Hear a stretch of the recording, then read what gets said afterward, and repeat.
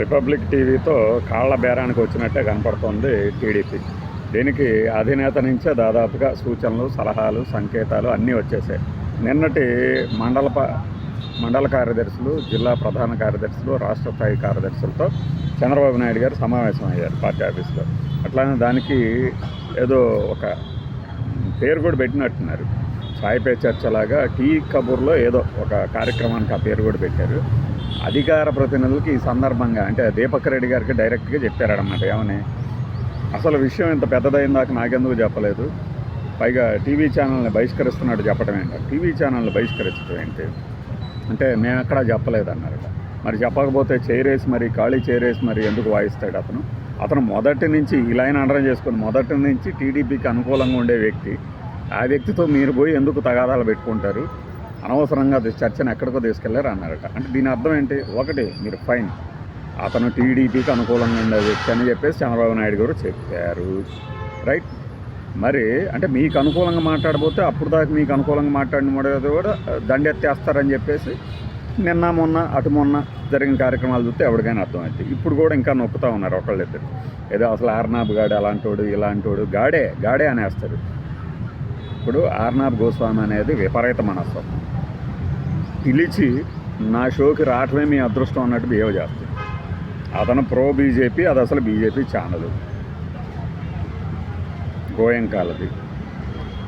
అలాంటిది ఆయన ఏదో పెద్ద వివక్ష లేకుండా మాట్లాడతాడు. ఎంచుకున్న అంశాల్లో ఇదిగో ఇది నా లైను అని చెప్పేసి దాని మీదకి వెళ్ళిపోతాడు. పెద్దగా రంకెలేయటం అతని స్టైల్ని మేమైతే అంగీకరించదు. కానీ టీడీపీ వాళ్ళు అలాగే మనకు దెబ్బ తగిలిన తర్వాత అతను మంచివాడు కాదు, దెబ్బ తగలక ముందు మాత్రం భలేవాడు సార్ ఆర్టీవీలోనే సార్ అంటాడు ప్రతి టీడీపీ వాళ్ళు ఆర్టీవీ సార్ అని చెప్పగలుగుతారు. అదేమంటుంది తారక మంత్రమా, అదేమన్నా నాణ్యతా ప్రమాణాలకి అత్యున్నత వేదిక ఏదైనా వార్తల విషయంలో కాదు కదా. అదే మనకు నొప్పి వస్తే మాత్రం ఇవన్నీ వస్తాయి. ఈ ద్వంద్వ వైఖరి మానుకోవాలి. జాతీయ ఛానల్ ఏంది, ఇంగ్లీష్ ఛానల్ అంతే. జాతీయ ఛానల్ ఎట్లా అవుతుంది, ఇంగ్లీష్ అవుద్దా హిందీ అవుద్దా భాషా ప్రకారం చూసుకుంటే. ఈ రోజుకి కూడా మాది అదే వైఖరి. అయితే ఇష్యూ మీద ఒకదాని నుంచి ఒకదానికి భయం లేకుండా, అంటే మన అనుకుంటారు కదా, భయం లేకుండా ఇష్టం వచ్చినట్టు నేను కడిగేస్తా అవతలోడు సమాధానం కూడా చెప్పనేను అనేవాడు ఈ షోలకి వెళ్తున్నప్పుడు ఒడి దగ్గర పోవాల్సిందే. వీళ్ళంటే ఆయన చంద్రబాబు గారు అంటారు కసరత్తు చేసి వెళ్ళాలి. ఏం కసరత్తు చేయాలి, వ్యాయామం ఏమైనా చేయాలా? వాళ్ళకి అలవాటైన రీతి, మీరు నేర్పిన రీతిలోనే వాళ్ళు వెళ్ళారు. ఇప్పుడు దాకా ఇలానే వెళ్ళాం కదా. No sir, our minister also monitoring the situation అని చెప్పడంలో ఆహా అనుకొని ఉంటాడు. స్ట్రైట్గా వచ్చి బౌన్సర్ పడేసరికి అర్థం కాలేదు కదా మొహం మీద. నేనేం మాట్లాడా ఆయన అడిగాడండి. మీకు పార్టీ లైన్ అర్థం కావట్లేదో అన్నారంట. నేను పార్టీ లైన్ ఏముంది, మనల్ని మనం ఎలివేట్ చేసుకోవాలి, అవతల మీద వేసేయాలి, తెలివిగా పక్కన తప్పించుకోవాలి. ఇది కేంద్రం పరిధిలో అంశం కదా అని చెప్పేసి తప్పించుకోవాల్సింది కదా, అక్కడితో ఊరుకుంటే సరిపోయేది కదా అన్నారంట చంద్రబాబు గారు.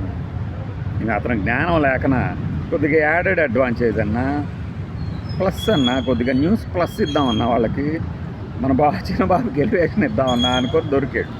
దాన్ని ట్రోల్ చేస్తుంటే వీళ్ళు ఏదేంటి టీడీపీకి అసలు వైసీపీ వాళ్ళకి ఈయన ఎలా టార్గెట్ అయ్యారు, లోకేష్ ఎలా టార్గెట్ ఎలా అయ్యాడంటే ఇదిగో ఇలా మాట్లాడటం వల్ల అయ్యాడు. ఎన్ని రోజులు ఆడ ఎలివేషన్ వేశారు కదా, ప్రతిదానికి ఆయన చూస్తున్నాడని ఆడికి పోయారు కదా, దొరికారు కదా అనేది ఇలా జరిగిందనమాట. చంద్రబాబు నాయుడు గారు ఇప్పుడు మరి బహిష్కరించాం, మేమేమీ చెప్పలేదే అంట. సిగ్గు లేదు, అన్ని ఛానళ్ళు బహిష్కరించారు, బాయ్కాట్ చేశారని వస్తున్నప్పుడు మేము ఖండిస్తున్నాము దీన్ని అని ఒక ప్రకటన ఎందుకు లేకపోయింది టీడీపీ పార్టీ కార్యాలయం. ఈరోజు చంద్రబాబు గారేమో అంటే ఆయనకు తెలియనట్టే వచ్చేసేసి అసలు బహిష్కరించడం ఏంటి అనగానే అవును బహిష్కరించడం ఏంటి అని ఏది రావుగోపాలరావు అడగగానే పక్కనే మన అల్లూరు రామలింగయ్య గారు అన్నట్టు ఆ ప్రకటన వచ్చినప్పుడు ఎందుకు ఖండించలేదు? ఇప్పుడు చంద్రబాబు గారు అనేసరికి అంటే ఎంతో ఒక పెద్ద గేమ్ రివర్స్ అయ్యేసరికి అసలు అలా బహిష్కరించడం ఏంటి అనగానే అవును సార్ బహిష్కరించడం ఏంటి, ఎవరు బహిష్కరించారు, ఎవరు నువ్వు బహిష్కరించకపోతే వాళ్ళకేం రోజు తెల్లారదు, మరి ఖాళీ సీట్ వేసేసుకొని వేస్తాడు, రేపటి నుంచి ఎగతాళి బిగినవుద్ది. అందుకని దానికి ఫుల్ స్టాప్ పెట్టేందుకు ఆయన రంగంలో దిగారండి. దిగేసేసి అదే అలా ఏం లేదు, మనతో ఉండేవాళ్ళు మనం జాగ్రత్తగా ఉంచుకోవాలి, మన లైన్ బాగుండాలి, లెంగ్త్ బాగుండాలి, బౌలింగ్ బాగా చేయాలి, బ్యాటింగ్ బాగా చేయాలి. దానికోసం అసలు 2 మంత్రులు నియమిస్తాం మీ మీద, వాళ్ళు చూసుకుంటారు. ముందు ఆ మంత్రులకే మాట్లాడటం నేర్పాలి కదా మనం. పెద్దానికి ప్రతి ఇష్యూలోనూ జగన్ మీద ఒక బురద రాయేసేద్దాం అనే వైఖరి తొందరలోనే బ్రేక్ అవుతుంది. అర్నాబ్ దగ్గర ఎలా అయితే ఫెయిల్ అయిందో తొందరలోనే అచ్చ తెలుగు మీడియాలో కూడా వీళ్ళ నోరు జారుడుతనంతో టీడీపీకి ఇక్కట్లు ఖాయం. అప్పుడు ఎవరి మీద నెడతారు నెపం? తొందరలోనే ఉంది. ఎందుకంటే మనకు అలవాటైన దూరంలో 500 లైట్ తీసుకున్నాం. గత 5 ఏళ్లలో చూసుకున్నారు కదా, వాళ్ళ వల్లే ఈ ప్రమాదం జరిగింది, వాళ్ళ వల్లే ఈ లోటుపాట్లు వచ్చినాయి, వాళ్ళ వల్లే ఇలా జరిగింది అంటూ ఎక్కడో చోట దొరికిపోతారు. చూస్తూ ఉండండి. అప్పుడు చంద్రబాబు గారు ఇంకో క్లాస్ పీకుతారు. దానికి కూడా గెట్ రెడీ ఫర్ దాట్.